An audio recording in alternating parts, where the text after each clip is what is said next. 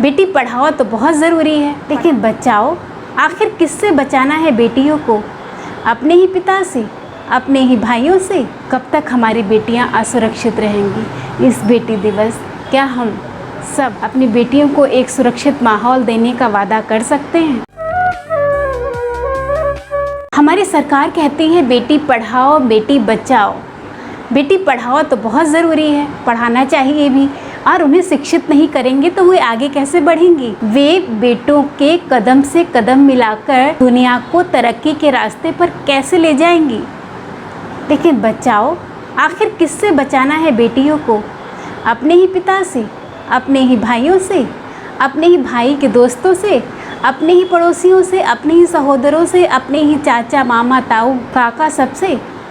आखिर किससे बचाएं? क्या अपने घर में काम करने वाले पुरुष सहयोगियों से, या सड़क पर चलने वाले पुरुषों से, रेलवे में साथ की सीट पर बैठे हुए पुरुष सहयात्रियों से? आखिर किस से बचाएंगे आप, और कैसे बचाएंगे? यही तो सवाल है कि जब तक हर घर में पुरुष है, हर घर में स्त्री है, तो उन पुरुषों को ये सिखाना पड़ेगा कि बेटियों की इज्जत करो।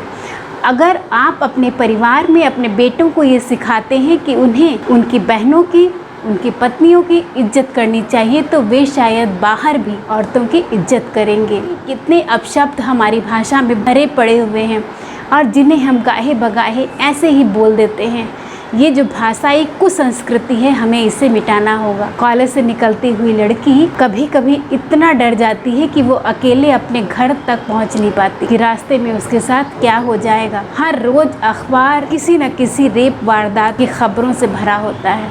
हर न्यूज़ चैनल पर कहीं ना कहीं कुछ न कुछ ऐसा सुनने को मिल जाता है कि हम माँओं की रूह कांप जाती है। हम अपनी बेटियों को अपने घरों में अकेले कैसे छोड़ें?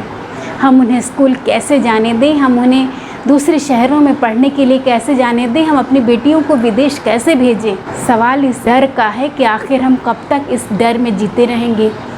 कब तक हमारी बेटियां असुरक्षित रहेंगी? इस बेटी दिवस क्या हम सब अपनी बेटियों को एक सुरक्षित माहौल देने का वादा कर सकते हैं? अगर हाँ तो ज़रूर करें, अपने आप से करें। हमारे जितने भी भाई पुरुष साथी हैं, जितने भी लोग हैं, वे सब अपने घरों में एक ऐसा माहौल बनाएं कि हम अपने बेटों में बेटियों को पालें। हम अपने बेटों को ये सिखाएं कि उनके घर में उनके साथ रह रही बहन जो है वो उनके बराबर है। अगर अपनी बेटी से कहते हैं कि बेटी जा जरा भाई के लिए खाना निकाल दे, तो हम अपने बेटे से भी कहें कि बेटा जा जरा अपनी बहन के लिए खाना ले आ, बेटा जरा झाड़ू मार दो, बेटा जरा घर का ये काम कर दो, बेटा जरा अपनी बहन को स्कूल तक छोड़ कर आते हो। अपनी बेटी से कहें कि बेटी जा जरा अपने भाई को स्कूल छोड़ कर आ, ताकि हम अपने घर के बच्चों को ये महसूस करा सकें कि कोई कमज़ोर नहीं है, कोई दोयम दर्जे पर नहीं है, कोई एक नंबर कोई दूसरे नंबर पर नहीं है। हम अपने बच्चों को बचपन से ही ये सिखा सकें कि वे दोनों बराबर हैं, ना कोई किसी से कम है, ना कोई किसी से ज़्यादा है। भगवान ने दोनों को बराबर शक्तियाँ दी हैं। तो हमें अपने घरों में अपने बेटों को सिखाना पड़ेगा, एक ऐसी परवरिश देनी होगी कि वे समाज में महिलाओं की इज्जत कर सके।